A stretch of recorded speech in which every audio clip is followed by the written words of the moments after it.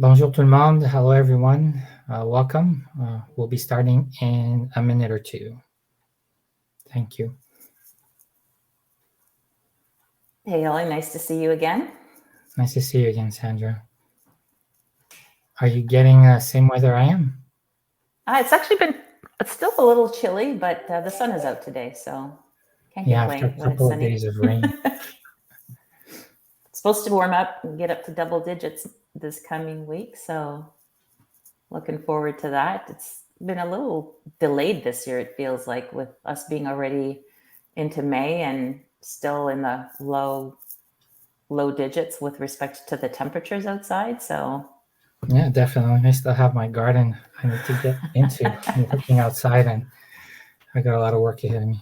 I do that a little bit every night. I go outside and rake a little bit or pull out the weeds or just do different things because it's overwhelming to do it all in one shot. So all right, we're 1 minute past. I think we'll just we'll jump right into it. Yeah.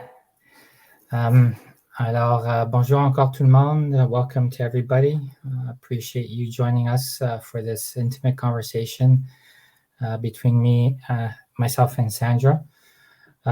So we're not going, good news is we're not going to talk too much. We're going to talk for about 20 to 30 minutes, see where the conversation is going, and then open it up to questions. And the intent is hoping to have a meaningful conversation around a very hot topic that's in the media mainstream, that's in all of our lives, I think around the dinner table as well. So we are talking here today about flexible workspace, return to office, and how we're transforming from a society that the employer tells us where we need to work to one where the employee is starting to gain the momentum to say where I would like to work. Very interesting conversations happening around this topic. So welcome to everyone. I appreciate the time. And I'm just going to jump straight into introductions. So my name is Ali El-Kaim. I'm out of Montreal, Canada.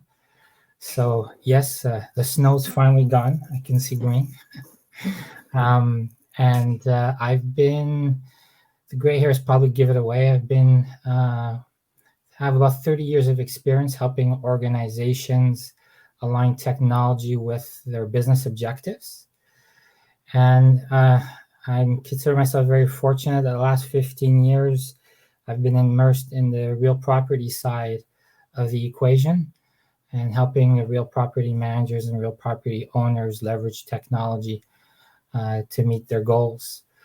Also with the organization I work for, Horizon, we are a system integrator focused on real property.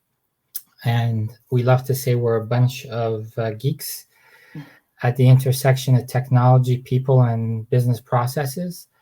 But one thing working at Horizon has been having the availability to see in the last many years, actually, even before the pandemic, the journeys that a lot of organizations have undertaken for flexible workspace. So I'm hoping to bring that experience and that knowledge to bear in today's conversation. Sandra, you want to take a minute to introduce yourself? Yeah, thanks, Ellie. So my name is Sandra Panera. I am the Director of Workplace Analytics and Insights at Relogix. I, too, have worked in corporate real estate for about 30 years, pioneering workplace analytics, actually, kind of done the right way. I've been immersed in global corporate real estate data and analytics, supporting workplace reduction and optimization strategies, also looking at location strategy and also workforce and people analytics. So kind of bringing all of those worlds together as companies start to think about what is the purpose of workplace in their organization and how do you bring these worlds together so that you're essentially aligning your real estate goals with your company objectives. I actually had, my first exposure to workplace strategy, or sort of the impact of workplace strategy, started back in the 90s. I often tell this story.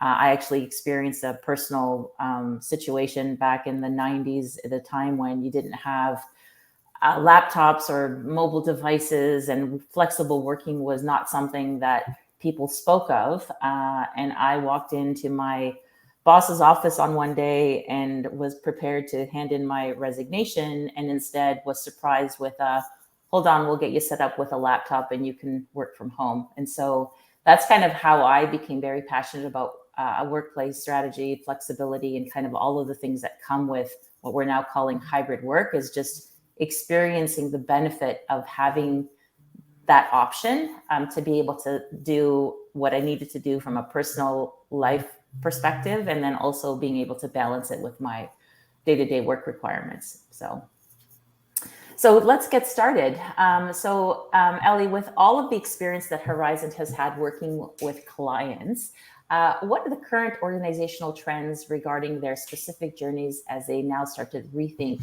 their workplace? Excellent question, actually. I think what I would like to do is start with maybe what we're hearing on the market most recently, right? And as I alluded to before, flexible workspace, return to office is become mainstream. It's in the news daily, especially with the latest strike in Canada. It's become absolutely mainstream. And to support that, there's a lot of well-known research firms out there. And just recently, Angus Reid themselves, in the month of March, conducted a very thorough poll and survey. And what I got from that Angus Reid poll is that I don't think there's any doubt anymore. Flexible workplace is here to stay. It's clear. The need to especially for those sectors that need to accommodate traditional office space, there's no going back to the old ways. It's become a de facto. Also, what was very interesting out of Angus Reid that marked me is that I didn't realize the percentage, but they were able to put a percentage, about 56% of people who are currently working from home, who would seriously consider changing their job if they were forced to go back in the office 5 days a week. So that really stood out. That made me think that everyone clued into something I clued into over, I would say, 14 years ago. And just like you, Sandra, for personal reasons, I needed to change quality of life, and I needed the option to be able to work from home. And I met a gentleman by the name of Wayne Lico from Horizon, and I was very impressed. Horizon's been doing it since long before my need, but completely accommodated a work from home approach. And I know for me that since the last 15 years, and I'm really giving my age away, it's transformed my life, right? And it was a needed change that I needed to do for personal. So I think with the pandemic, it made it very relevant for a large part of the population in terms of quality of life. But 56% people are saying they would seriously consider changing their job before entertaining going back full time. That's a pretty important stat. And the last piece of the Angus Reid, which was interesting for me, was the affirmation that productivity is not a valid reason for a mandate to return back to the office. It's actually the contrary. Found that the productivity goes up when people are working remotely. I'd also like to cite one other research firm and one other article or study that really marked me over the last couple of years. And that would be the May 2021, if I remember correctly, Verdantix came out with a study, 5 best practices for success in the hybrid working era. And that correlated directly to what I was doing in the space and what I was seeing my customers' challenges were. And it really talked about how there's not one model. In truth, it's aligning the organization's culture for how they collaborate with the different models of flexible workspace. So it really talks to how an organization has to think about cultural readiness, or the cultural aspect of providing a flexible workspace. It's about finding the right mix for the organization is one of the key success criteria. So there's many different types of flexible workspace that are out there or possible, and it's really understanding your organization and finding the right alignment and the right product mix, if I can use those words, in terms of having an office-centric space, space that's remote-centric, or do you have a split workforce and understanding how that split exists. Yeah, so it's really taught me, and the insight I got from that study was the flexibility an organization has to adopt and the alignment it needs to find with its own organization's cultural. So taking into consideration demographics, the occupant's age, what they're doing, how they like to collaborate. So that Verdantix study was something that fell in place for me, especially with what we're doing with our existing customers today.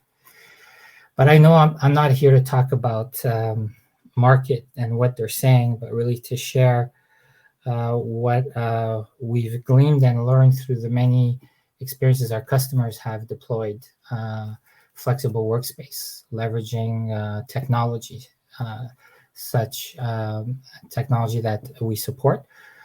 And we do have customers that currently have over 50,000 flexible workspace transactions in a month. So we're talking not small or medium, but large scale. And customers that are national, municipal, private sector. And this started before the pandemic, but pandemic has just been an amplifier. It's just been incredible what it's done in this space. So I had to pick and choose a couple of those lessons learned for today. It was pretty hard because there's a lot of lessons learned. So the first one I'm going to throw out there is we've seen too often, unfortunately, that making the flexible workspace or the return to office strategy all about the financials, about right-sizing the real estate, which is typically one of the top 3 costs in the domain for any organization, sort of the driving factor to instituting a flexible workspace or remote policy within the organization. And all the times we've seen that, it just doesn't succeed. It should be a byproduct of what you're doing in terms of providing flexible workspace. The RTO, the financial RTO, in terms of reduction of real estate and right sizing of real estate to what the occupants needs, it's a byproduct. It shouldn't be a driving factor. It should never be in the statement coming from the management top down. This is why we're doing flexible workspace. It really is not about that, right? So that's one of the top ones I said I feel today would be what I would share in there. Another one I'm bringing to the table today in terms of experience is more something that we've seen a lot of success with. Those organizations that took the time to understand, and I'm using this word again, the cultural readiness of their organization, had a much higher rate of adoption. What does cultural readiness mean? It means several points. It means identifying what makes your organization successful today in terms of collaboration, understanding the demographics of your population, of the occupants of that space, and how they interact, right? Age plays a large part into it. Look at me, this is the first time on a LinkedIn Live event teaching the expression isn't old dog, new tricks. But you have to identify who's occupying the space. What are their criteria for collaboration? And customers that had a lot of success doing this did it by team, by department, by functional group, identifying how do they best collaborate. and then providing and transforming the physical space to give them those areas they need to collaborate in the way they want to collaborate. So the companies that took the time to do an evaluation of the cultural readiness for flexible workspace and put in the right mixture of different forms of space to adapt and align with that culture had a lot more success. I'll say I brought a third to the table to spark the conversation a bit, Sandra, but taking the approach, and again, I'm probably dating myself, from the movie Fields of Dreams, build it and they will come. Just Not anymore. doesn't happen in a flexible workspace. So we've seen not too much success with that kind of approach. There's one last one, and it's kind of a claim to fame that a coworker uses quite often. Somebody that inspires me on a daily basis. His name is Wayne Lico, and he drives this point every day. It needs to have a focus where you're providing a quick, easy, and painless experience. Painless experience is being one of the key words in finding the workspace that you would like to use to collaborate in. And what do I mean by that? A lot of these mandates that are going out are mandates, and we're getting into conflict resolution. And I have one client who marked me with a particular phrase. He's coined the phrase for me, space pirates, right? And how do you deal with space pirates? So you don't want to create more conflict in instituting a flexible workspace. You got to be very careful in terms of not creating extra anxiety. It's really got to be quick, easy, and painless experience for the end user. So those were my top ones that I'm bringing to the table today. But before we get into back and forth, I have a question for you, Sandra, right? Shoot. All of these mandates for return to office flexible workspace, there's a lot of decision support. There's a need for data, a need to make effective data, and this is definitely within your wheelhouse. So the link of data that exists today, data that can exist tomorrow with some technology, what are you seeing on the use of data and the role it's playing in the flexible workspace? So a good question. But before I jump into that, I just wanted to address the point that you made about readiness. So readiness is a critical success factor, if you will, for even jumping into sort of the data journey. The way I look at readiness is it's twofold. Number one, it's a precursor to the data journey because you need to identify what it is that you want to change. And number two, it can also be an assessment of where you are and how much you actually want to change or need to change. And it's really important to kind of know that, because if you don't know what you want to change, your data journey is going to be misguided potentially. You don't really sort of have that North Star of, how do you sort of look at information in a way to either prove or disprove a theory, because a lot of times there's theories in organizations that are going around and there's really nothing to sort of support whether there's truth or not to it. So it's really, really important to understand what are your objectives, because that's really going to set the stage for the data journey that you're about to embark on.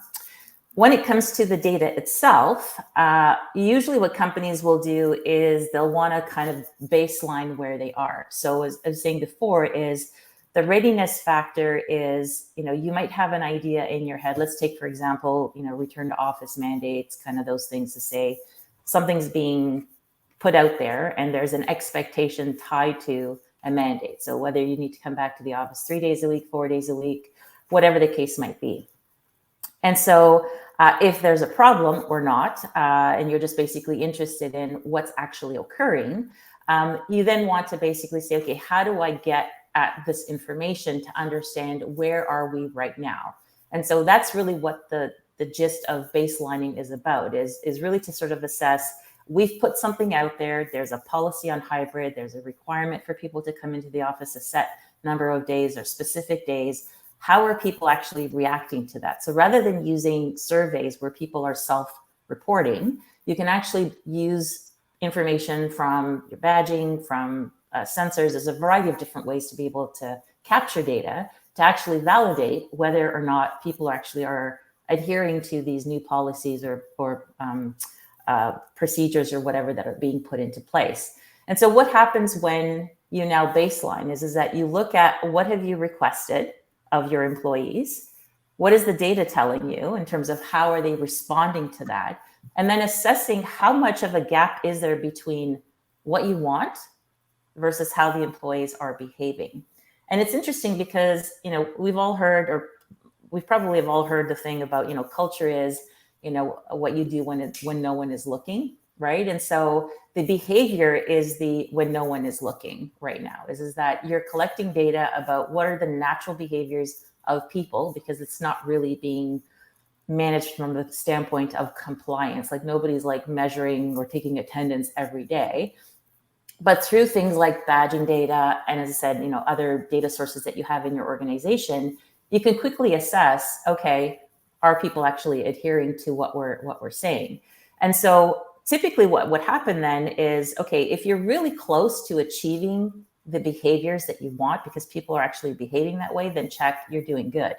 If you're not, however, then you want to assess how much of a gap is there, because that gap is going to basically guide you in terms of which direction do you want to go in, and ultimately how much change are you prepared to go after within your organization. The wider the gap, the harder it is to get people to change, because what you want to do is you want to align to the preferred behavior that's being demonstrated by the employees, right? And so what we're seeing right now is really sort of that they often refer to it as this sort of tug of war between employer and employee, where the employer is pushing for something, the employee is pushing for something completely opposite, and then there's no meeting in the middle. And so then it becomes a question of, well, how do you compromise? And again, that becomes part of the data journey to understand, okay, of the people that are coming into the office or not coming into the office, you want to understand of the people that are coming in, what spaces are they gravitating to, why are they there? And then likewise, the people who are not coming into the office, why is it that they're not coming into the office, right? There could be a variety of reasons that they're not coming in. I mean, we hear about like the commute, they feel enabled to work from home. So what's the point of commuting for an hour and a half or whatever to get to the office when they can be fully productive from home? And so as you start to think about that, the underlying point to all of this is really about alignment. So if you think about your company, what is its mission? What are its values? You want to look at, are the behaviors supporting the mission and values of your organization or not? And most of the time, the behaviors actually do align with the mission and the values, because every company talks about things like community building, sustainability, wellness, diversity and inclusion, all of these buzzwords, which I've been reading as of late that there's been a lot of greenwashing or like just washing in general of these various terms, where companies will put that out there as messaging to attract and retain talent. But now people are being much more speculative about what is actually behind those words. Do companies actually mean what they say? And they're being much more discerning about decisions about whether to remain an employee or move on to another organization. So I think it's interesting that companies have a real opportunity to really start to look at the data with these different lenses to kind of understand not only, is there a bum in a seat, but what is the significance of whether or not people are coming to the office, and how does that help or hinder the direction that our organization needs to take or wants to take as it relates to all these other things that we've claimed that we care about and that we're supporting as an organization, right? So that's kind of really, really key from a baselining point of view. The other thing too is from a Relogix perspective. Obviously, we're in the workplace analytics business, and most of the data that we collect first and foremost comes from sensor technology. But we do analytics by blending in other data sources as well to kind of show a more holistic picture. Often get asked the question, what is the value of having sensors installed? Because a lot of times people say, well, there's only 30% or 40% of people in the office, and it's too much of an expense to put sensors in. Like, why would you do it? And the main reason is the speed to insights. So if you're doing manual data collection, you're going to be spending a lot more time waiting for the trends to evolve. And unfortunately, right now, we don't really have that much time because time is money. I mean, it's always been the case, but now I think there's way more urgency today than there ever has been in the past. And so if you're looking for a way to baseline, get really, really good information quickly, sensors is the way to do it, because it's going to give you a level of granularity that you can't get any other way. And the best thing out of all of it is it's real. It's based on real behavior that can't be disputed, right? Yeah, and I have to agree in terms of key value proposition. I don't think organizers have yet to come to fully understand the speed to insight. I like the way you said that, right? But leveraging technology to give you that speed also allows you to become very adaptable to the trends and what is happening within that physical space. So that speed to insight allows your space planners and your accommodation folks to be able to adapt with the trends, because space is not used the same way every single day for the next 20 years. There are trends in occupancy and how that space is being used. So very good points. I mean, the speed to insight, and yes, it's real, right? You can't beat an input or an output from a sensor, but it's really that speed of insight, and it brings all that adaptability and flexibility. So yeah. The other thing I should add to it also is, as you were talking about earlier about collaboration, or just, I mean, right now a lot of companies are doing one of two things. They're either looking at data to be able to make decisions about right sizing, which is absolutely true, or they're looking at the data to inform the redesign of their office space. What I find interesting is a lot of companies are going in with a preconceived notion that they need to, redesign their space to better support collaboration.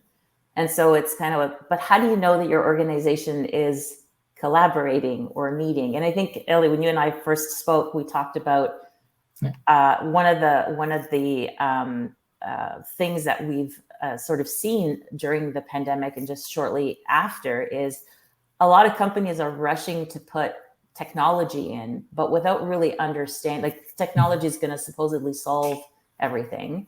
But without, again, really sort of understanding why are you putting the technology in, and what are you trying to get out of it, right? And so, if I think about hybrid, or just the whole concept of hybrid working, of you put in a calendar or a booking tool or something like that, and that's going to basically enable people to work hybrid. It's a lot more involved than that, and you need to understand what is it that you're trying to solve for, because it's not just a matter of applying technology without really knowing what is the problem, or what is the anticipated problem that you're trying to solve for, and therefore look to technology to enable that, right? Right. We definitely have two technology folks on this call, me and you, and we're both saying the same thing. Technology doesn't give you a flexible workspace success story. It definitely is a combination of different factors, and nothing more important than understanding how the occupants need to collaborate. Not how you see it, or you think you see it, or an individual's gut, it should be this way. You really need to take the time to understand the occupants of that space and how they would like to collaborate. I kind of promised at the beginning we wouldn't talk for too long before getting to questions. So let's turn to Monica. I'm not sure. Monica's behind the scenes. She's our organizer behind all of this. Do we have any questions?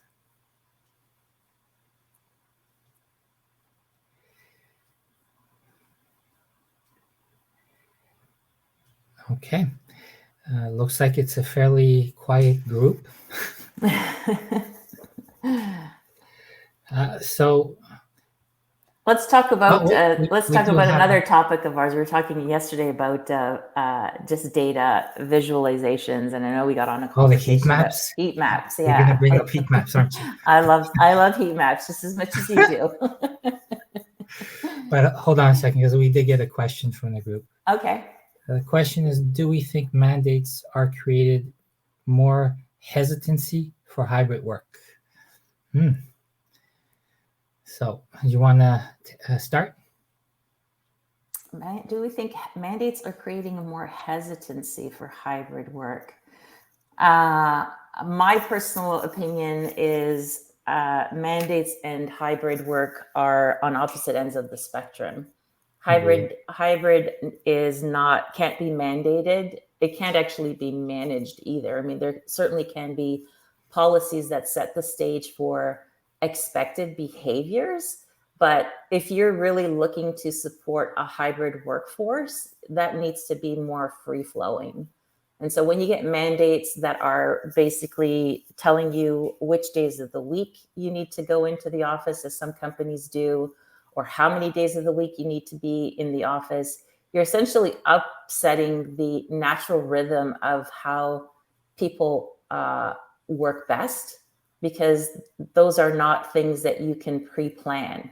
And it's based on whatever it is that's happening. It's actually quite interesting. We've had several conversations with whether it's friends or even just companies where they're looking at, for example, their booking data, and they know that there's an expected number of people to come into the office, and then some people will come in and realize that the people that they were supposed to meet with didn't come in that day, right? So as you were saying before about like the experience, it's absolutely important. Does a tool like that, guarantee a great experience? Absolutely not. But so does the same can be said about mandates, is that the decision of whether you are actually going to follow through usually doesn't happen until the day of, because there's other factors that play into whether or not you go to the office. And I think that that's true more so now, because you can fall back on the technology tools that you have, that you've been using for the last 3 years, to be able to meet with people virtually rather than do the commute to go to the office. Yeah. I think what I'll add to this question, and hopefully it doesn't get me in trouble, but too often there's mandates and without the thought process behind what are the actual benefits. A mandate for the sake of a mandate of how things have been done in the past, right? An expectation. So part of the question was, and how does it take away from potential benefits? Well, a mandate just for the sake of a mandate is never going to give you the level of benefits you're really expecting out of this, even if it is just the financial ROI. You need adoption. You want to enable the workforce or the occupants. You want them to come in because it's easy, it's painless, and it gets them what they need. So a mandate for the sake of a mandate can never support that. I've never seen that work to date. So mandates and how they're presented, how they're communicated. To answer the question, it could take away from the potential benefits, because it could be seen as just inflexible, I guess is the word that comes to my mind. Tough word. Yeah. I might get in trouble for that, but anyways. But I think there's truth to that. Also, I mean, I think back on, pre-pandemic times when, less than 15% of people worked flexibly. And so it wasn't as big of a deal. You now have, and I remember like, usually after you implemented a flexible program, 3 years into it, if you started out at, let's say 20%, where the company was actually saying, okay, we need to convert 20%, 30% of our population to work flexibly. It was rare, but it did happen. When you went in and did a survey, 2-3 years later, you did an assessment of kind of, again, baselining, where is the company? You often saw that what started out as 20%, 30% usually jumped to like 40, 50, 60%.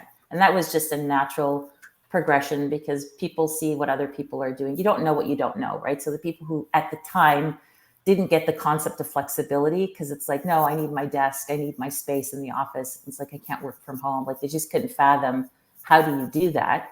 You're now on the other side, right? Because you've had 3 years where you've had no choice. You've had to work from home.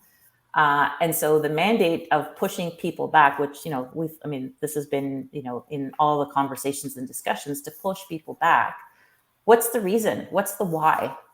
Right? It's like, if it's about being more productive or being more collaborative or being more innovative, and you look at what's transpired over the last 3 years, it's like productivity continued, innovation continued, companies were having like stellar years during that time. And so it was like, well, so again, what's the reason for pushing people back to the office? And one of the things that I say, I'm not saying that there isn't a purpose for the office. I still think that companies should seriously consider what the role of the office is. And if there is a requirement to have an office, is to still provide that as an option. The question just becomes is how much of it is required. And then the bigger question is where or what type of office space. Because again, we always looked at it as traditional office space versus now all of the options that have opened up, where if people need to meet, to collaborate, to work together, to do whatever, there's a lot more options that are available because of the comfort with just working with technology that most people didn't have before the pandemic, right? Now, obviously, that opens up a whole can of worms for, IT departments around security and privacy and kind of all of that stuff that, that they need to do a lot of catching up. But that's just the way forward. I think it's, you don't want to go back to something that, we've already sort of peeled that back and we're on to something else to say, well, no, you have to come back because we're not ready for that. They should be sort of thinking about how do we bring that forward? If, again, 90% of the population or 80% of the population has spoken and that is the preferred way of working, are you going to force the 80% to come back into the office and change the behavior when, the ship has already sailed, right? Definitely, the ship has already sailed. I don't think there's any way we can go back completely to the way it was. We actually have another question that came in, and it looks like this is right into your wheelhouse too, Sandra. Would you have a recommendation for a basic set of questions that must be raised prior to a decision to install sensors or not? Ooh, that's a good one. I would say the very first question to ask is, what is the level of detail that you need to get at? So as many people know, there's a variety of different ways that you can measure occupancy, attendance, space utilization, quantifying, qualifying data from different data points. You have to ask yourself, what is good enough? Like, is data that you get, for example, from badging data good enough in order for you to be able to make costly high risk decisions, or do you need to go deeper? Because there's various levels of analytics. So, everybody knows badging data. Mostly everybody can get it. All it tells you is how many people are in your building, if done right. You might be able to get a sense of how many people are visiting multiple buildings or are traveling between floors in your building. Again, it depends on how your system is set up. Same thing with Wi-Fi. It kind of places people in the building on a floor. That's about it. If, however, you're looking at doing like a furniture change or a redesign of your space, or you're trying to understand the why people are coming into the office and validating, not necessarily going based off of opinion, the sensor data is what's going to tell you precisely. So if you're looking for accuracy and precision to basically inform a costly decision like redesigning your space, bringing in new furniture, changing out designs, maybe collapsing floors, that kind of thing, you want to know that level of detail so that you're not over provisioning, and likewise, you're not under provisioning for space. So the key would be, how much detail do you need to get at? Do you need to get right at the seat level?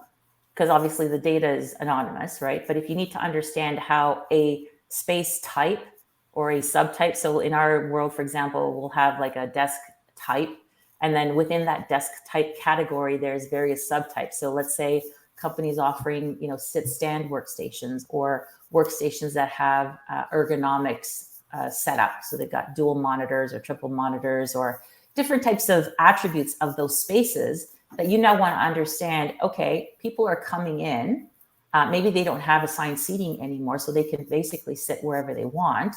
Where are people gravitating towards? What kinds of spaces? We're seeing a lot of that in sort of the exploration mode that some companies are in right now, where they understand that the traditional cubicle farm, which is actually surprising for me that still exists, but unfortunately it does, is out.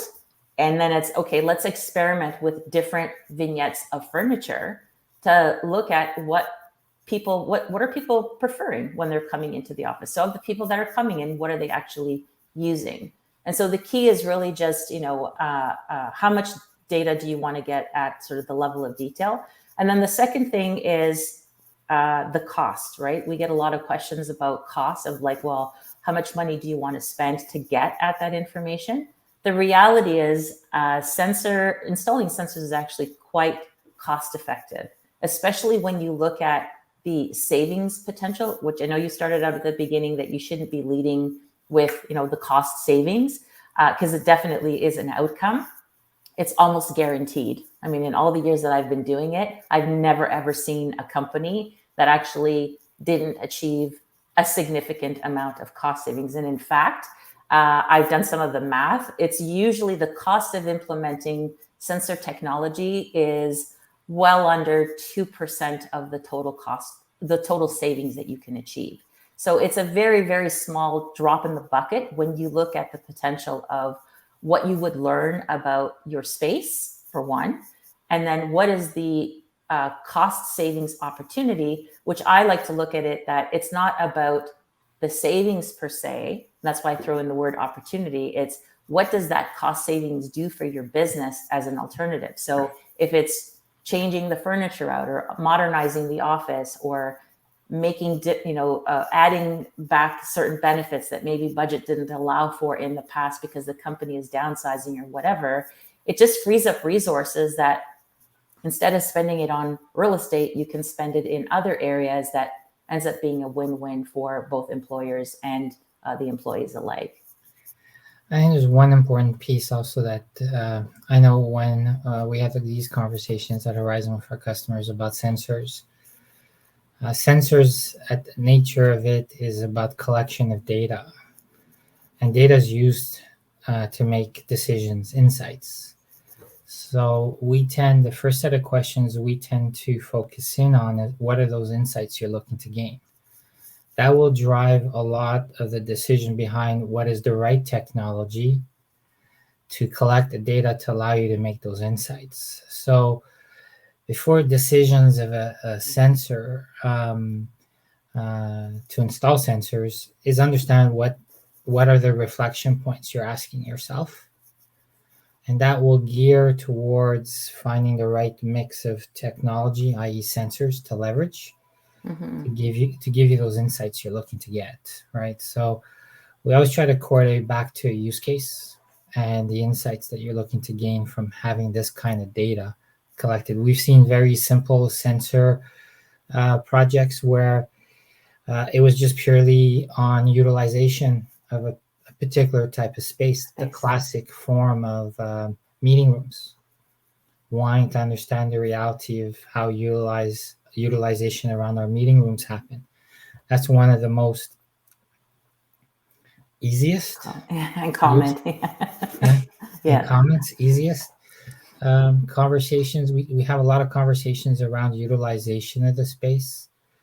There's a lot more advanced topics coming up. I just want to just wanted to share that it needs to be tied to what are the decisions and what are the insights you're looking to gain from the data that you're collecting, that you want to collect. So the first question that we usually ask is, why are you collecting this data? Yeah. We have another question here about what can the current data tell us about the next 24 months? All of the data, including lease renewals and other economic stressors, etc. Wow, that's a big question. I think it can tell you a lot. I mean, I know from personal experience, if you're just looking at badging data on its own, or booking data or survey data on its own, it's going to tell you something. It's very right now kind of data. When you start looking at the blending of data, so bringing various data sources together, specifically bringing in your workforce data to understand the attributes of your workforce. So things like what's the tenure, the age, job function, job families, the hierarchy of the reporting hierarchy. You can perform commute analyses to really understand the correlation between office use and the attributes of the user. You can learn a lot about how you should be planning for space in the future. And so if you're looking 24 months out, you start to look at the data and you start to see patterns based on different segments within the organization, and the correlation between those is to say, okay, you might, and every company is going to be different. Like you can't make an assumption for a specific generational group or tenure group, because the makeup of every company is going to be different. But it certainly begs the question around, who are you planning for, right? So when you start to understand who are the people that are coming to the office, even with these return to office mandates, right, is that you're not going to get everybody that's going to come back, but there are going to be a percentage of people in your workforce who are coming back. What you want to understand is what percentage of those people are repeat users, so they're there more frequently than the ones that come in less frequently. What is it about those specific users that potentially brings them back to the office every day? And then when you think about, okay, as we hire new people into the organization, do we need to cater more so to those types of people and build a space to accommodate those types of people, right? So that's one thing. With respect to the lease, same thing. If you blend the data in with your leasing information, you can quickly understand and actually build a strategy based on your lease expiry date. So you want to build a plan for the next 3 years. Show me the buildings that have, occupancy of less than X percent or more than X percent, maybe in the same metro area. You can isolate specific areas and quickly identify where you need to put your focus in the next 3 years, because those leases are coming due. We all know that decommissioning takes at least a year and a half, if not longer, for you to sort of figure things out.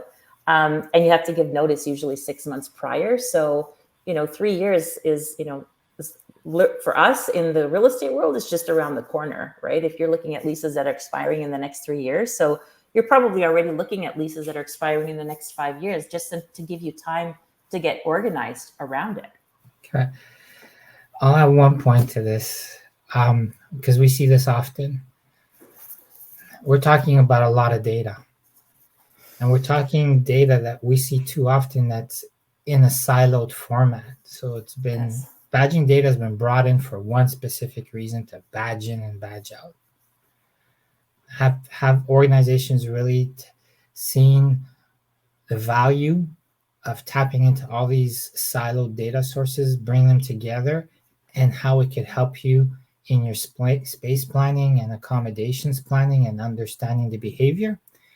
Very few organizations have gotten there to that point, understanding that they already are sitting on a lot of valuable data. It's a matter of aggregating it together and giving it access to the facilities accommodations team, which I think will be pretty surprising to a lot of organizations of what kind of insights they can pull out from that data. So don't be afraid to take silo data and leverage technology and combine it and bring it together and put it in front of your space accommodation folks. Because a lot of the organizations are already sitting on a lot of the silo data. Yeah.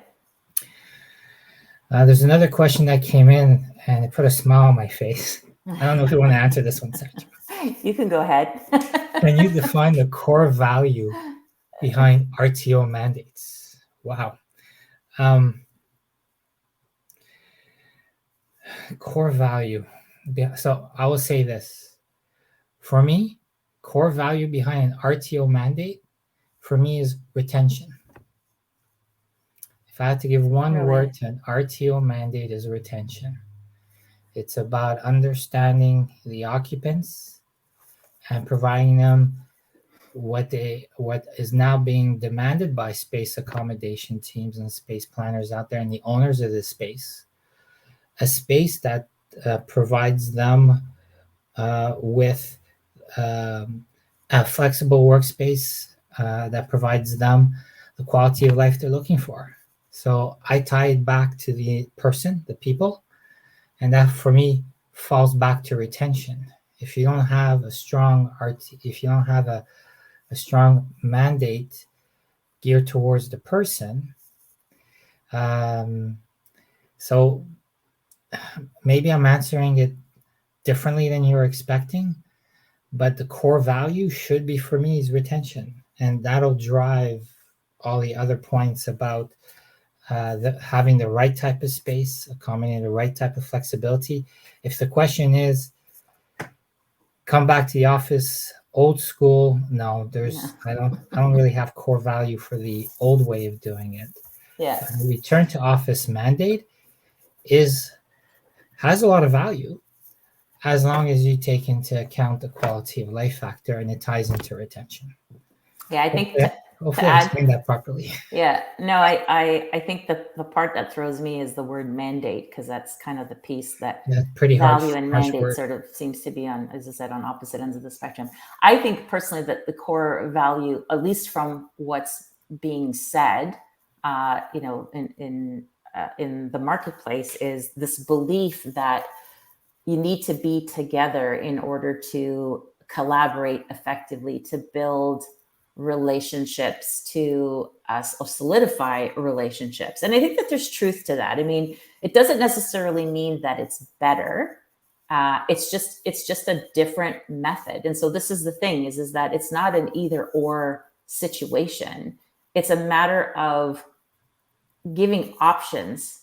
And the options aren't, hey, today is an all hands on deck meeting and everybody needs to be in the office for this meeting, whatever, to collaborate, because that has happened in the past, even in organizations that were partially flex, is that, at least 4 times a year, quarterly, for quarterly meetings or whatever frequency, there's in-person meetings that you are required to be there in person. And people still question it. It's like, well, why?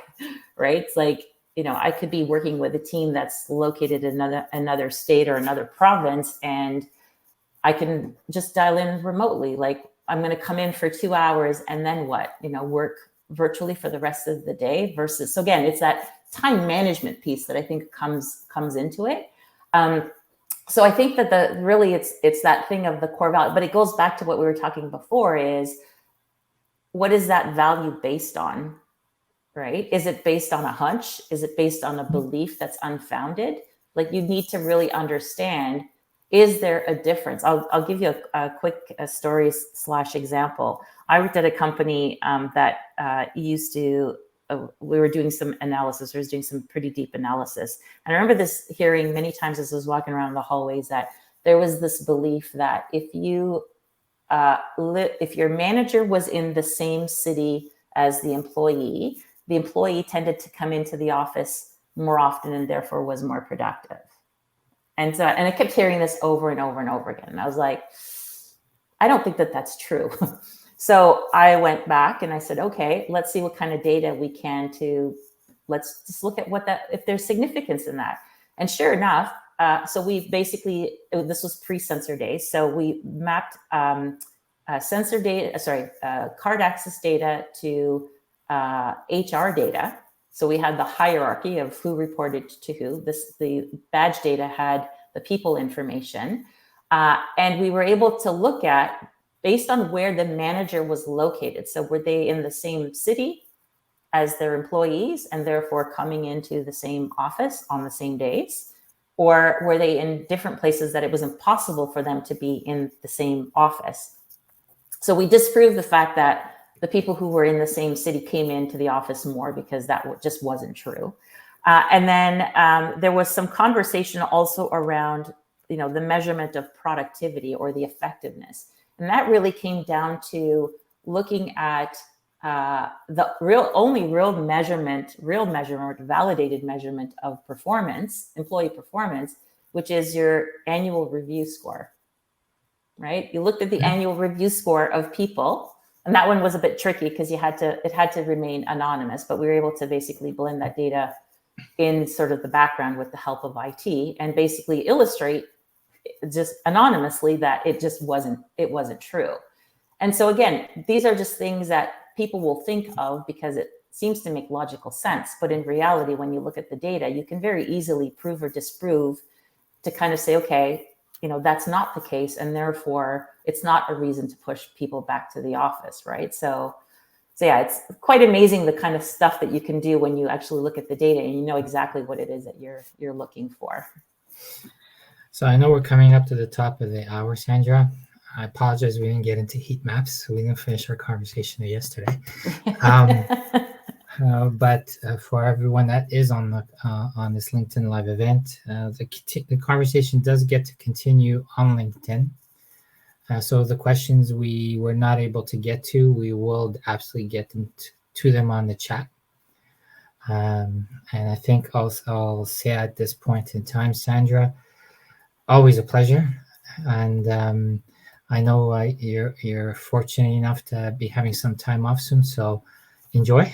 Thank you. And again, thank you very much for joining today and having this conversation. And thank you for everyone who's participated in the live event and for all the great questions. Thanks, Eli. All right. Talk to you soon, Sandra. Thanks. Bye, everyone. Take care, everyone. Thank you.